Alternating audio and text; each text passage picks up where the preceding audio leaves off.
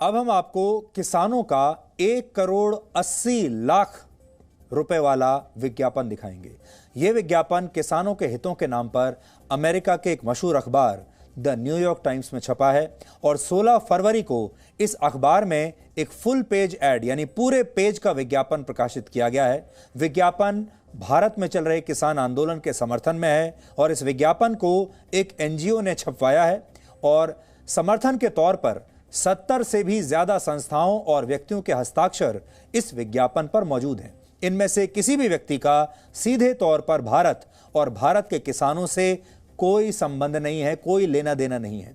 किसानों के नाम पर छापे गए इस विज्ञापन में ऐसे कई नाम मौजूद हैं जिन्हें देखकर आप समझ सकते हैं कि किसानों के नाम पर 1,80,00,000 रुपए वाली ये कागजी और महंगी हमदर्दी का मकसद क्या हो सकता है।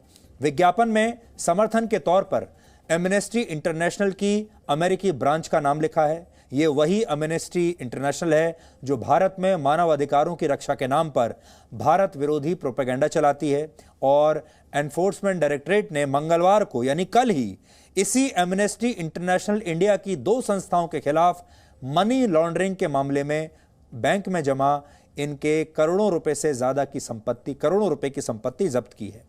इसी विज्ञापन में हस्ताक्षर सिग्नेटरी यानी समर्थन के तौर पर council of American Islamic relations नामक संस्था का नाम है। यह संस्था अमेरिका की है और यह संस्था अमेरिका में मुसलमानों का मानव अधिकारों की रक्षा के लिए काम करने का दावा करती है। Council of American Islamic relations यानी CAIR कश्मीर की आज़ादी की वकालत करती है और अगस्त 2019 में जम्मू कश्मीर से अनुच्छेद 370 हटाए जाने के वक्त भी यह संस्था बहुत सक्रिय थी। इस संस्था पर अमेरिका में रहते हुए आतंकवादी संगठन हमास को वित्तीय मदद देने के आरोप लगे हैं और अमेरिका में इसकी जांच जारी है। किसानों को समर्थन देने वाले इस विज्ञापन के प्रकाशन का खर्च जिस एनजीओ ने उठाया है, अब हम आपको उसके बारे में भी बताते हैं। जस्टिस फॉर माइग्रेंट विमेन नाम के एक एनजीओ ने इस विज्ञापन के लिए 1,80,00,000 रुपए खर्च किए हैं। न्यूयॉर्क टाइम्स में पूरे पेज का ब्लैक एंड व्हाइट विज्ञापन प्रकाशित कराने की यही कीमत है। इस संस्था की संचालक हैं जो वो कमला हैरिस की भतीजी मीना हैरिस की बहुत करीबी मानी जाती हैं और मीना हैरिस पिछले कई दिनों से भारत के किसानों के समर्थन में ट्वीट लगातार कर रही हैं। इन ट्वीट्स में भारत सरकार की मंशा पर शक जताया गया है और मीना हैरिस भारत में लगातार बड़ा भयावह माहौल होने की बात कर रही हैं। अब जरा सोचिए, अमेरिका में बैठे लोगों को ऐसा कौन सा दर्द हुआ कि 1,80,00,000 रुपए खर्च करके किसानों के समर्थन में यह संदेश वहां पर छपवाया गया है। हमदर्दी वाली इस चिट्ठी के बहाने भारत की स्थिरता पर निशाना साधा गया है और हम ऐसा क्यों कह रहे हैं, यह हमने आपको इस चिट्ठी के हमदर्दों के नाम और उनके परिचय पत्र बताकर साफ कर दिया है। अमेरिका पिछले कई वर्षों से भारत पर कृषि सब्सिडी खत्म करने का दबाव बना रहा है। अमेरिका का मानना है कि भारत में किसानों को जो सब्सिडी मिलती है उससे इंटरनेशनल मार्केट में उसके जैसे देशों को नुकसान होता है। सब्सिडी की वजह से भारतीय कृषि उत्पादों की लागत कम होती है, इसलिए उनके दाम भी कम होते हैं। एक तरफ अमेरिका को किसानों को मिलने वाली सब्सिडी की राहत से परेशानी है और दूसरी तरफ वही कुछ लोगों को किसानों से हमदर्दी है। दोनों ही बातों में ये भारत को निशाना बनाना चाहते हैं, यानी भारत का विरोध करने वाली सारी संस्थाएं अब एक साथ एक मंच पर आ गई हैं और उन्होंने जो विज्ञापन छपवाया है उस विज्ञापन में इन सारी संस्थाओं के नाम हैं और एक ही चीज कॉमन है इन सब संस्थाओं में, वो है भारत का विरोध।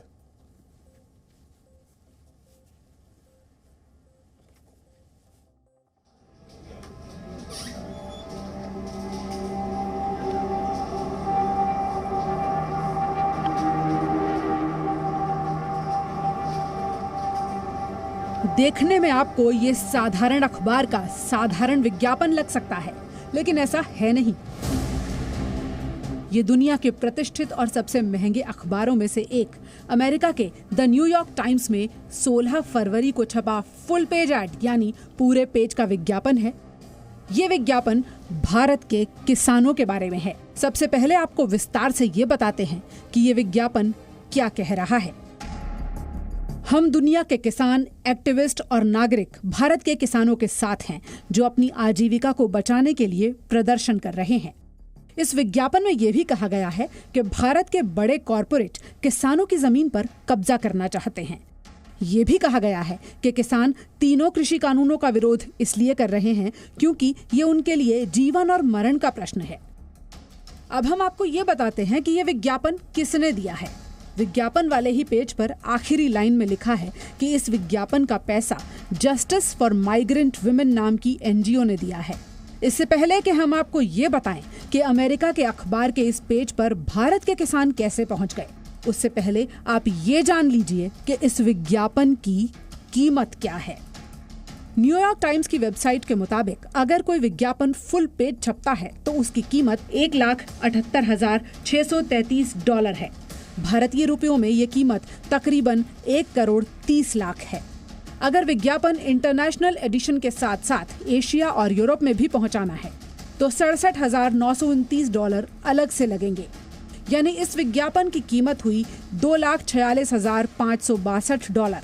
भारतीय रुपयों के मुताबिक देश के अन्नदाता किसान को समर्पित इस विज्ञापन की कीमत 1,80,00,000 रुपए बनती है।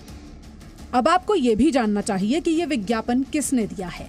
Justice for migrant women Monica Ramirez नाम की एक महिला की संस्था है। ये खुद को महिला शरणार्थियों के अधिकारों के लिए लड़ने वाली महिला बताती हैं। Monika micro blogging site Twitter पर खुद को मीना हैरिस की दोस्त और बहन बताती हैं। मीना हैरिस अमेरिकी उपराष्ट्रपति कमला हैरिस की भतीजी हैं और पिछले कई दिनों से किसान आंदोलन के समर्थन में सोशल मीडिया पर खूब लिख रही हैं।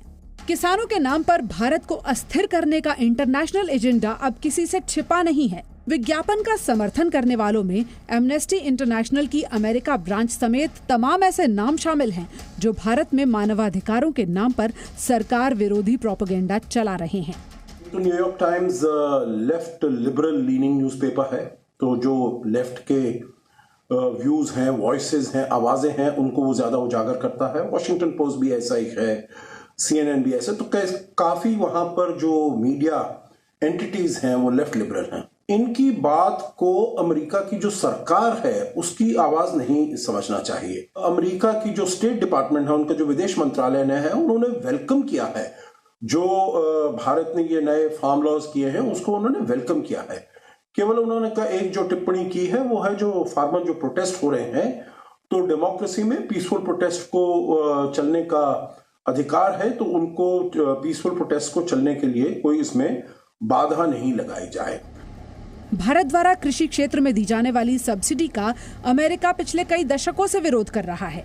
विरोध के पीछे अमेरिका का तर्क है कि भारत अपने किसानों को सब्सिडी देता है जिससे उनकी फसल की लागत कम हो जाती है और इस वजह से भारतीय किसान का उत्पाद अंतर्राष्ट्रीय बाजार में बाकी देशों के मुकाबले सस्ता हो जाता है।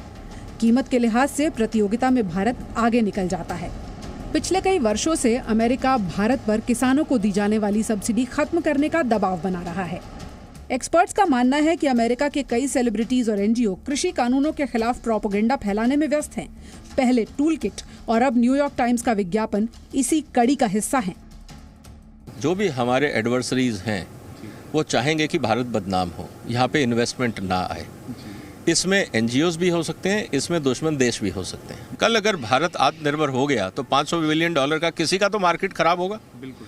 उस 500 बिलियन मार्केट को बचाने के लिए अगर वो 500 मिलियन इन एनजीओज को दे देता है, 0.1% भी, कि तुम हिंदुस्तान में हंगामा करते रहो, तमाशा करते रहो ताकि देश आगे ना बढ़े, क्योंकि हमारा $500 बिलियन का मार्केट बच गया और भारत सरकार को तो सिर्फ ये दंगे प्रदर्शन और रेल रोको, सड़क रोको में उलझा दिया, तो हमारा तो डिले हो गया डेवलपमेंट। जितना हमारा डेवलपमेंट स्लो होगा उतने लंबे समय तक उनका बाजार चलेगा।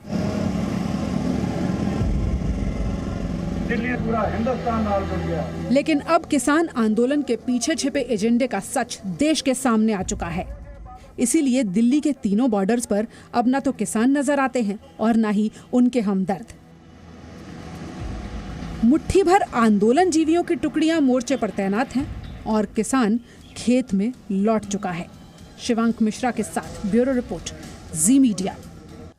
कृषि कानून के विरोध से हमें हर रोज विरोध के नए नए तरीके आजकल सीखने को मिल रहे हैं, क्योंकि ये नए ज़माने का आंदोलन है। और जैसा हम आपको पहले भी बता चुके हैं, आंदोलन अब एक उद्योग बन चुका है। अब आंदोलन एक इवेंट मैनेजमेंट का रूप ले चुके हैं।